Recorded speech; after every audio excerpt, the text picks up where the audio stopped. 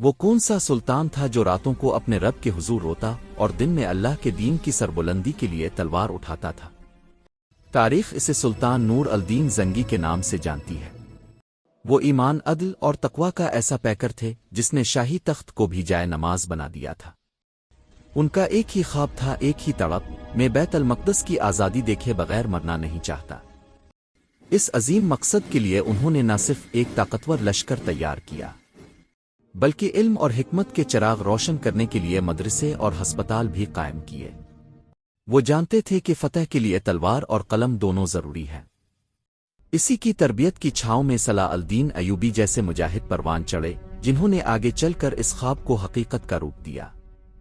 نور الدین نے دنیا کو سکھایا کہ قیادت صرف حکومت نہیں بلکہ اللہ کی امانت ہوتی ہے۔ وہ چلے گئے مگر ان کا جلایا ہوا نور آج بھی تاریخ کے اوراق میں جگمگا رہا ہے۔